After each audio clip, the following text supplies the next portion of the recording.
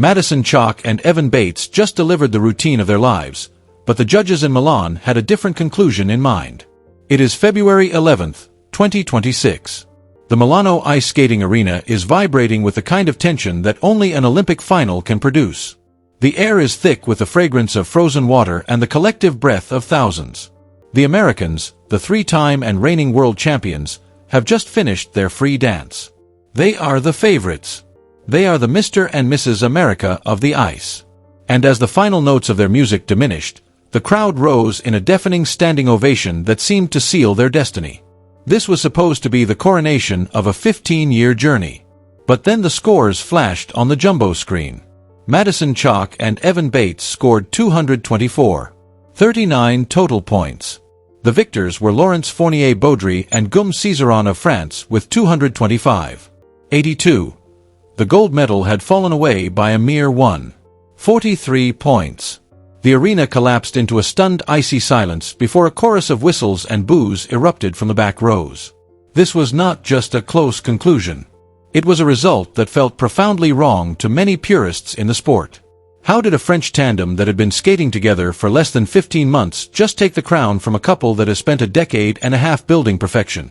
The answer rests in a swirl of judging controversy, a Frankenstein partnership, and a dark backstory that has turned this gold medal into the most debated result of the 2026 Games. It is a story of political maneuvering, personal betrayal, and the question of whether innovation should ever supersede unison. To understand the outrage, you have to look at what Chock and Bates actually did on that ice. Their free dance was a flamenco-inspired masterpiece set to an evocative orchestral version of the Rolling Stones' Painted Black. Madison Chock transformed into a fierce scarlet-clad matador. Her movements precise enough to cut the air. Evan Bates was the muscular rhythmic bull. His stability supplying the anchor for some of the most complex lifts ever attempted in ice dance. They weren't just skateboarding. They were executing a 15-year masterclass in storytelling. They earned a season-best 134.67 for the free dance alone. Technically, they were virtually flawless, earning level 4 scores on 4 major elements. Their synchronized twizzles were perfectly timed, rotating as if their blades were connected by an invisible gear. But it was their curve-curve combination lift that really stole the show, scoring a program high of 15.29 points. This was their Super Bowl. At 33 and 36 years old, this was their 4th Olympics together and their first as a married couple. They had already won gold in the team event earlier in the week, but the individual gold was the only item missing from their massive trophy case. They did everything right. They skated with the desperation of persons who knew this was their final dance on the world stage.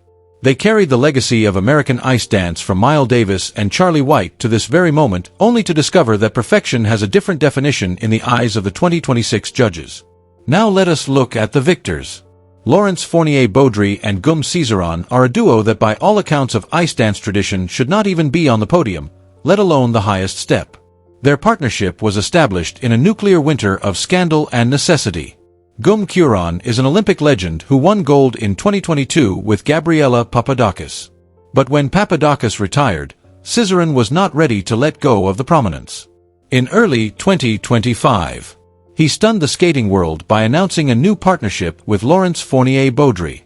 They were not strangers. They were long-standing training mates at the Ice Academy of Montreal.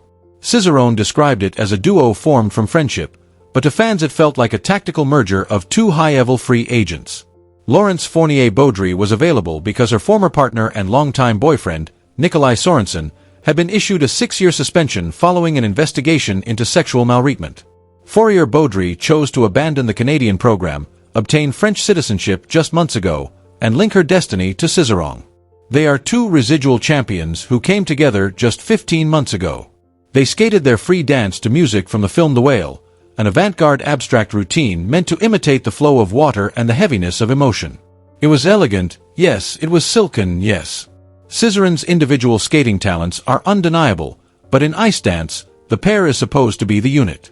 Fans are asking, can you really build an Olympic unison in a year? The judges said sure. The spectators in the arena, however, were less convinced. Adding to the controversy is the ghost of Guillaume Cizeron's erstwhile partner. Just weeks before the 2026 Games, Gabriela Papadakis released an explosive memoir titled Poor Knee-Pad Desperate, which means so as not to disappear. The book did not just tell her tale. It tore down the image of the ideal French partnership. Papadakis characterized Cizeron as controlling, demanding, and emotionally critical. She wrote that his coldness froze her blood and that toward the end of their tenure, she became terrified to be alone with him in the locker room. She described a relationship that was unbalanced, where her voice was often silenced to satisfy his perfectionism. Cizeron vehemently denied the claims, calling them a smear campaign intended to ruin his Olympic return. He instructed his counsel to issue formal warnings, but the damage to his public image was significant. The incident became so high-profile that networks actually dropped Papadakis from their broadcast teams for the 2026 Games, citing a clear conflict of interest. This villain narrative followed Cizeron onto the ice in Milan. While he and Fournier Baudry skated a stunning avant-garde routine, many viewers could not help but look at the partnership through the lens of those allegations.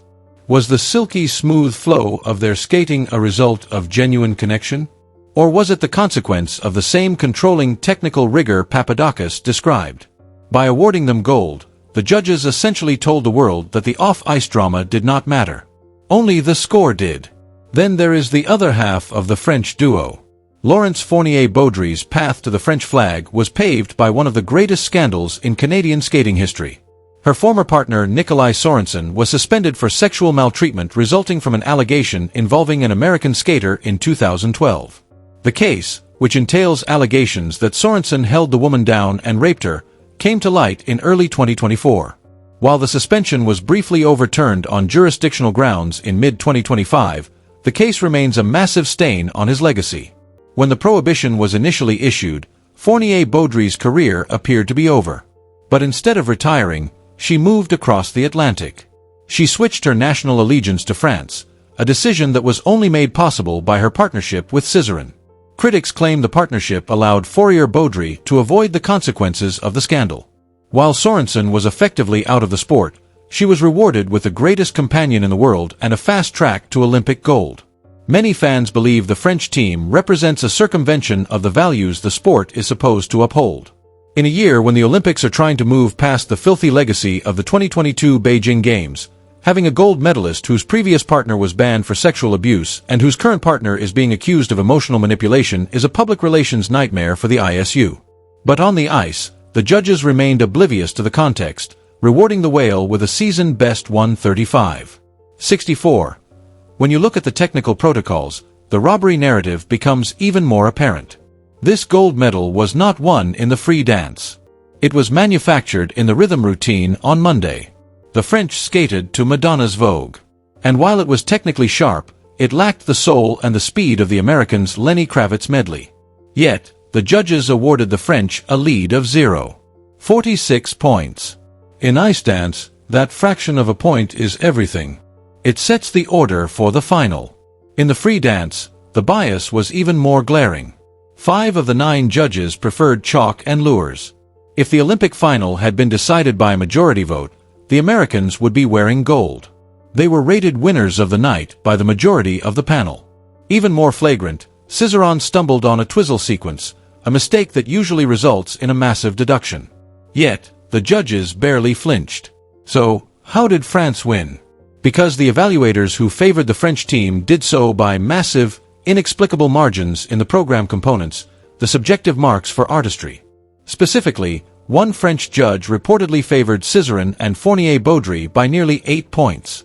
In a sport decided by 143 points, an 8-point swing from a single adjudicator is the equivalent of a nuclear strike. It felt like a European home ice advantage. The judges rewarded the abstraction of the French over the intensity of the Americans. They chose flow over flamco. In doing so, they triggered a global fan war that has overshadowed the actual athleticism. Italian dancer Marco Fabbri, who finished 4th, told reporters that he usually prefers Lawrence and Gum, but tonight Chock and Bates merited it. Success in 2026 isn't always measured in gold. For Madison Chock and Evan Bates, the silver in Milan is a testament to an incredible career. They are the only American couple to capture 3 consecutive world titles. They lead Team USA to a gold medal in the team event earlier this week. They depart the sport as legends regardless of what a few judges in Italy decided on a Wednesday night. But the French victory casts a dark cloud over the Milano Cortina games. It raises questions about the controlling nature of coaching systems, the ethics of forming partnerships in the aftermath of scandal, and the persistent problem of nationalistic judging in figure skating. Gum Caesar has his second gold. Laurence Fournier-Baudry has her redemption. But Madison Chock and Evan Bates have something more valuable: the respect of everyone who viewed them. As the arena filled with whistles and alcohol when the final scores were announced, it became clear who the people's champions were. They competed for the gold. They walked away with silver. But in the minds of the fans in Milan, there was only one champion. The era of Chock and Bates might be ending, but the debate over this robbery is just beginning. Because in 2026, the most beautiful dance isn't always the one that receives the highest score. It is the one that makes the universe stop and feel something. And for 4 minutes in Milan, Madison Chock and Evan Bates made the world believe in 15 years of enchantment.